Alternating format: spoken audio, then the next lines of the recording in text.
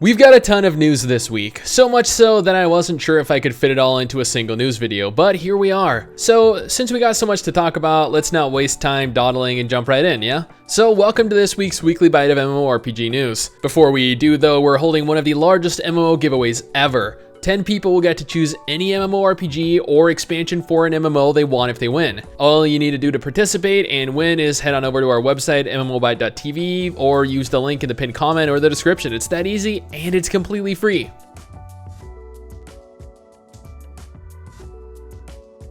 Let's start this off with some good news first. Love it or hate it, Astellia Online is doing pretty damn well, I'd say. Well enough to warrant a brand new EU server a few weeks after launch anyway. According to the team behind the game, since the official launch of Astellia, we have continued to see a steady growth in our community. The reasoning for this is due to their concern of maintaining a high level of server stability and to support the natural growth of healthy and sustainable communities within each server. Honestly, I played Astellia and it wasn't really like a great game, but it wasn't a bad game. It was a pretty traditional MMO, and it seems as though that's what people want, as the game is doing pretty well for itself.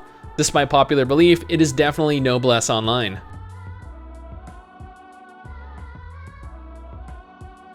Well, I've yet to make it in-game due to the ridiculous queues and login issues that have been plaguing the launch of the game. I would like to note that ArcheAge Unchained has now officially launched. Mrs. Sticks and I held a giveaway for this, and the winners have both since downloaded the game, but that isn't the end of our giveaway. We're holding a Christmas giveaway where we'll be giving away copies of any MMO, including ArcheAge Unchained, to winners that participate. So if you haven't already, make sure you go and visit mmobyte.tv for your chance to win. Disregarding the giveaway, however, Unchained will continue to be updated regularly in tandem with its free-to-play counterpart. Unchained adds with it a lot of aesthetic changes and upgrades, along with a new Swiftblade class skill set for players to take for a test run. Whether Unchained is going to be successful or not remains to be seen, but GW2 have already added various additional servers to deal with queues. Not that they've really helped much. Players have been complaining ever since the launch, and I don't really see that ceasing, at least not for a little while. Add on to that the Steam launch delay that might prevent some players from gaining land, and yeah, not really the best launch, but it could have been much worse.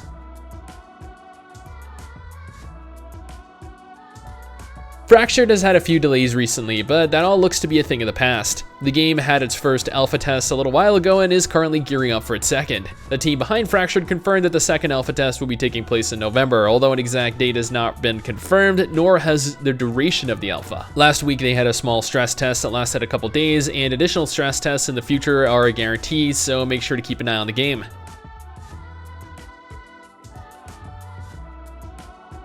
While there's still a lot of, I guess, bad blood between players in the Bless IP, Bandai Namco and NeoWiz both seem to be attempting to do everything they can to dissuade the community from ignoring this iteration of the game. They've taken into consideration repeated rounds of feedback and are going as far as making major alterations to the already improved combat. Exactly what changes or improvements they're making can be looked over on their website, but even so, I highly doubt it'll be enough to really change popular opinion. Whether the community itself likes some modification to combat will become apparent during the open beta in November.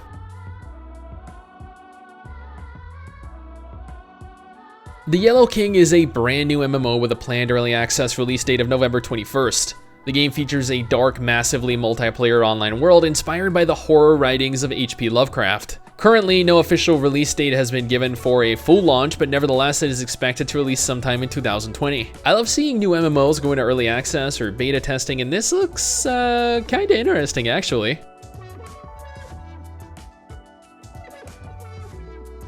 While everyone is talking about the new All Saints Wake event in Final Fantasy XIV along with the adorable new Ahriman mount that comes with it, I was looking at the official website that detailed patch 5.1. The update specifically will go live this month, bringing with it the Nier-themed 24-player raid, a brand new dungeon, new gear, and a continuation of one of the franchise's best storylines, Shadowbringers. I hope you've all been preparing for this, but if you're looking to tide yourself over while waiting, then again, I reiterate that there is the All Saints Wake event you can participate in that brings with it some epic goodies. Also worth noting is that the Garo collaboration event with all of the Garo specific items will be going away with 5.1, so if you haven't already, now's the time to finish farming them.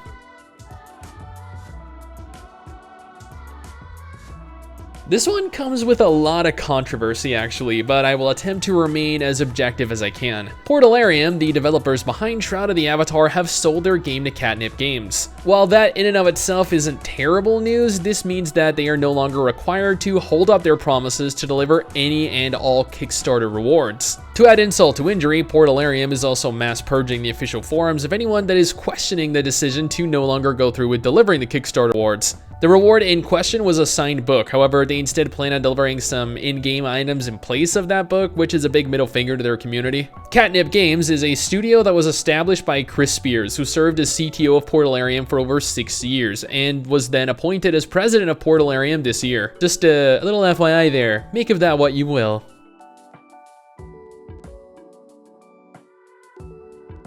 This actually came as a surprise to me because I wasn't aware that Nexon closed down mobile games. Yeah, okay, so bad jokes aside, I really am surprised. Durango Wild Lands, a survival MMO for mobile devices, is officially closing down, and the game in question hasn't even been up for an entire year yet. The game only came out a few months ago here in the West. That is crazy. Nexon has content and events slated for the game until its inevitable closure on December 18th, so for those of you that still actively play, that'll be the final day you get to log in.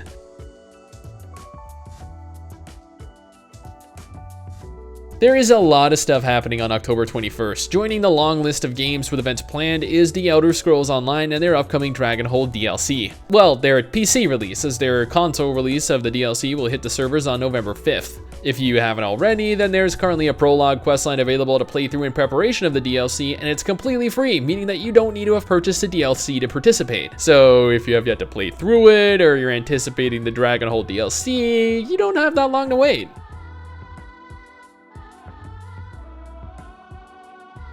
For fans of Red Dead Redemption 2 and its online counterpart, Red Dead Online, you'll be glad to know that the PC version of both will be available via the Epic Games Store on October 23rd. If you don't want to support the Epic Games Store, then you could alternatively wait until it launches onto Steam in December. But for fans of the game, or for players that are interested in trying either version out, you'll finally have the opportunity to.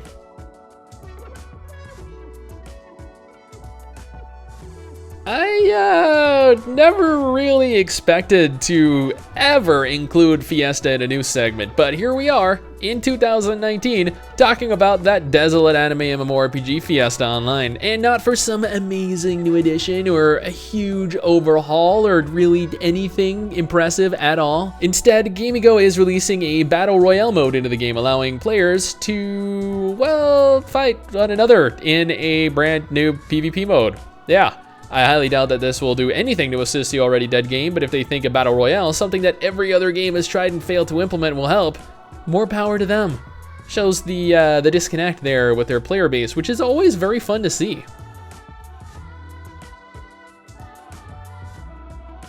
I don't believe I have done a news video that included a mention of anything AdventureQuest related ever, so I guess this marks a first. AdventureQuest 3D is adding the brand new Yokai Isle into the game, continuing your quest to find the second piece of the Sea God's Trident. There will be new quests spanning both the isle itself and a new underwater area. But that isn't all, you'll get the opportunity to fight against a brand new boss and craft some epic ninja gear. Why ninja? Because it's the Ninja Isle, and they're not really all that trusting of outsiders.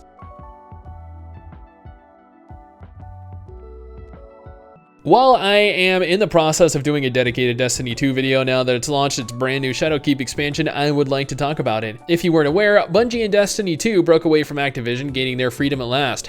#Free Hong Kong. Since gaining their freedom and launching onto Steam, their numbers have skyrocketed, with almost 200,000 players playing concurrently, being in the top 5 most played Steam games. That is quite impressive. Bungie have a plethora of updates planned for the game in the coming months, so stay tuned if you're interested in the game.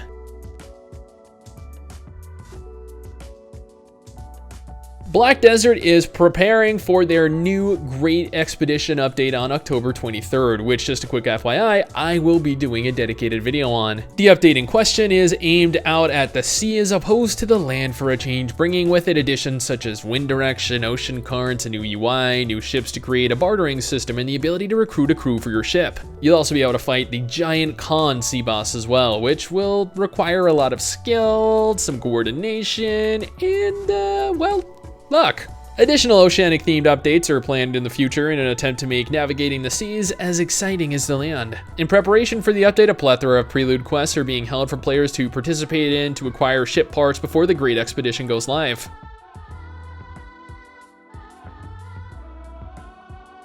So it looks like several Guild Wars 2 developers have decided to open their very own gaming studio called Tenacious Entertainment. They've also raised over $3.3 million in funding with the goal of, well, unfortunately not making a new PC MMO, but instead, and I quote, shaking up mobile gaming. Yep, with the knowledge and experience of one of the best PC MMORPGs on the market under their belt, they opt to go the route of mobile gaming. Sure, they make claims that they'll be focusing on competitive titles and non-pay-to-win monetization, but don't they all? They have a game scheduled for release in 2020 that's supposedly a competitive PvP arena title, but I don't know, it doesn't really sound all that promising to me.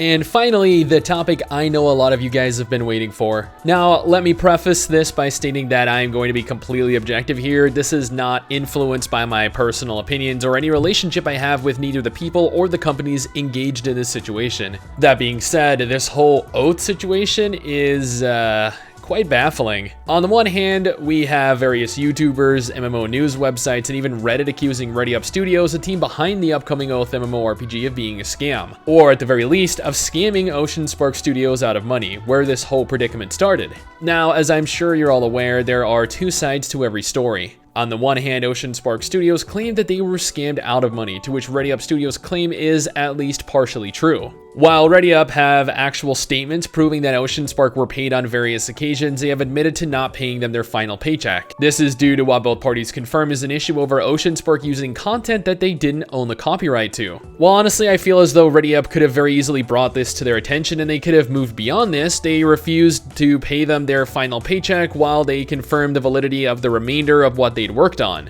Then there were accusations of incompetence and a lack of any actual game progress from Oceanspark, which ReadyUp proved just was not the case. However, how ReadyUp went about handling the situation was incredibly unprofessional, but how they act is, after all, completely up to them. Since this entire event begun, ReadyUp went ahead and disabled their Discord channels to prevent people from discussing the topic, and according to users, began pruning their forums of topics talking about it. Then Oceanspark went and removed their tweets, removed their Facebook page, and then shut down their entire website. And this pretty much sums up the entire situation, to my knowledge. I opted to not do an entire dedicated video on this subject and instead condense it as opposed to what I've done in the past because of two reasons. Firstly, I do not have the time to properly invest into getting all of the information to conduct a proper objective conclusion of the topic. Secondly, it's impossible to get all of the information from either party because honestly, I am sure that both companies are withholding information since it's just not the public's business. Both companies acted very unprofessionally and this entire debacle was handled rather poorly, but both studios are fairly small and still learning. Whether or not Oath or the team are scamming people is definitely up for discussion, but suffice it to say,